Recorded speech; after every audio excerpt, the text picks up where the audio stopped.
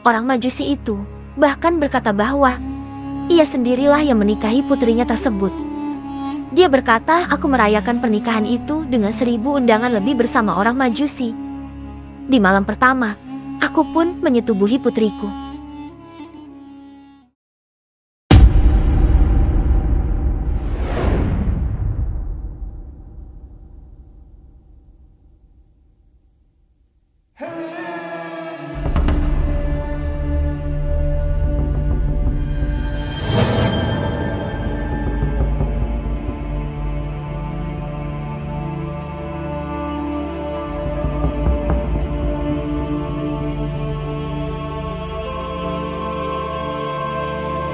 Assalamualaikum warahmatullahi wabarakatuh. Sahabat TV online yang budiman, dalam video kali ini kita akan menceritakan kisah seorang pria bangsa Majusi yang bernama Bahram, yang nikahi anaknya sendiri tapi justru masuk surga. Kisah ini menceritakan tentang Imam Abdullah bin Al-Mubarak yang bertemu dengan seorang laki-laki Majusi dari daerah Baghdad di Irak. Diketahui bahwa agama Majusi adalah agama yang menyembah api sebagai Tuhan mereka. Imam Abdullah bin Al-Mubarak bercerita bahwa pada suatu hari, saat ia sedang melaksanakan ibadah haji, ketika ia sedang berada di tembok Hijri Ismail, ia sempat tertidur di sana. Ia lalu bermimpi bertemu Rasulullah Shallallahu Alaihi Wasallam, yang saat itu berpesan kepadanya bahwa apabila ia pergi ke Baghdad, agar ia mencari orang Majusi bernama Bahram. Sampaikanlah salamku padanya dan katakan padanya bahwa sesungguhnya Allah Subhanahu wa Ta'ala ridho padanya, kata Rasulullah Shallallahu Alaihi Wasallam dalam mimpi itu. Lalu Abdullah bin Al-Mubarak pun bangun dan tersentak. Ia pun beristighfar dan berkata dalam hati mengira mimpi itu dari setan. Setelah itu ia bangkit lalu mengambil wudhu dan kemudian sholat, lalu melanjutkan tawaf di Ka'bah. Ketika Abdullah bin Al-Mubarak sedang melakukan tawaf, ia dikalahkan oleh rasa ngantuk yang teramat sangat. Ia pun tertidur dan bermimpi seperti itu lagi sebanyak 3 kali. Hal itu membuat ia yakin dan memutuskan untuk mencari orang yang bernama Bahram itu ketika dia telah selesai melaksanakan haji. Setelah ibadah hajinya selesai, Abdullah bin Al-Mubarak pun pulang ke negerinya yaitu Baghdad. Sesampainya di Baghdad, Abdullah bin Al-Mubarak langsung mencari alamat dan rumah yang diisyaratkan Rasulullah Shallallahu Alaihi Wasallam dalam mimpinya itu. Setelah lama berkeliling, akhirnya Abdullah bin Al-Mubarak menemukan rumah yang ia cari. Di dalam rumah itu ada seorang kakek tua, dan langsung saja Abdullah bin Al-Mubarak bertanya kepadanya. Berkata Abdullah bin Al-Mubarak kepada kakek tua itu, "Apakah engkau Bahram yang beragama Majusi?" Kakek tua itu menjawab, "Iya, aku Bahram. Ada perlu apa engkau datang kemari?" kata kakek tua itu kepada Abdullah bin Al-Mubarak. Tanpa basa-basi, saat itu Abdullah bin Al-Mubarak langsung bertanya perihal amal perbuatan yang dilakukan orang tersebut. "Apakah engkau memiliki amal baik di sisi Allah?" Bahram lalu menjawab, "Mungkin iya. Aku punya 4 orang putri dan 4 orang putra," katanya. Selanjutnya, Bahram lalu berkata bahwa ia menikahkan putri-putrinya itu dengan putra-putranya. 4 orang putra-putraku telah aku nikahkan dengan 4 orang putriku. Mereka berpasang-pasangan, ungkapnya kepada Abdullah bin Al-Mubarak. Mendengar ucapan Bahram, Abdullah bin Al-Mubarak merasa heran, lalu berkata dalam hatinya, ini sesuatu yang dilarang dalam agama.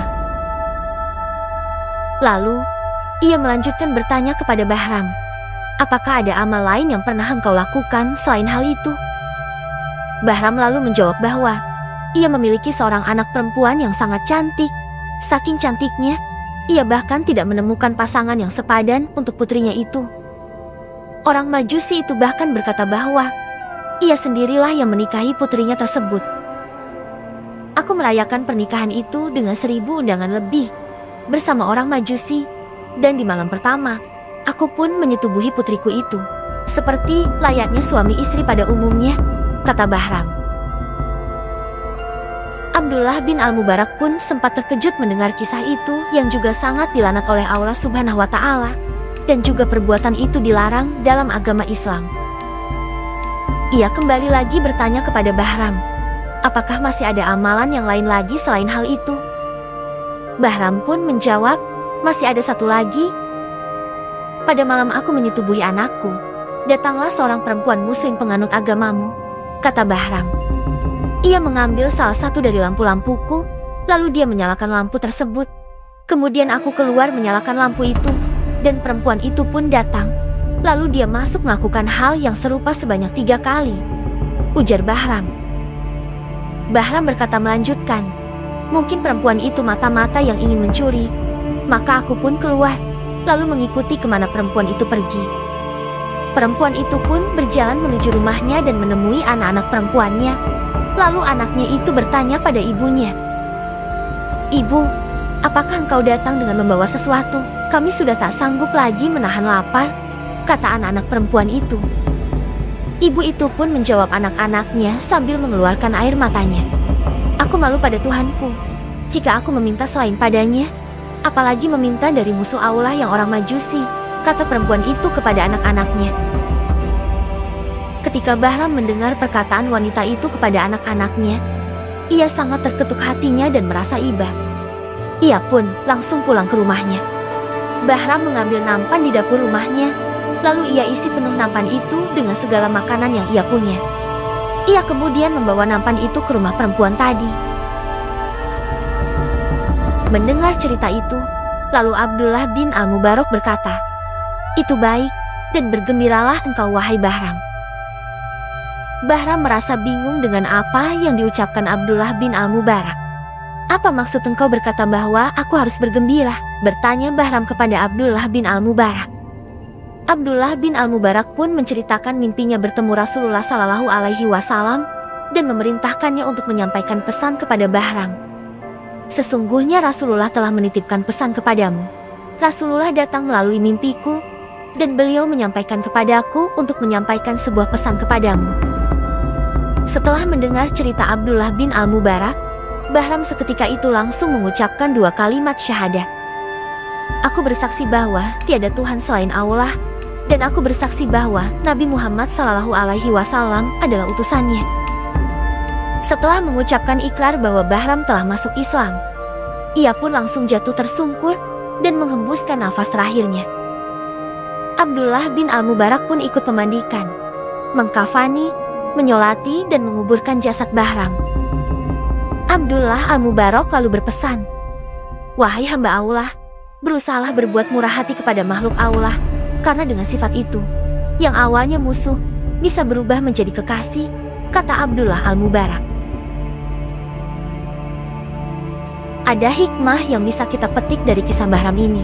Ia adalah golongan orang kafir pada awalnya, tetapi dengan kelembutan dan kebaikan hatinya, ia bahkan telah termasuk golongan orang-orang yang dimuliakan oleh Allah Subhanahu wa Ta'ala.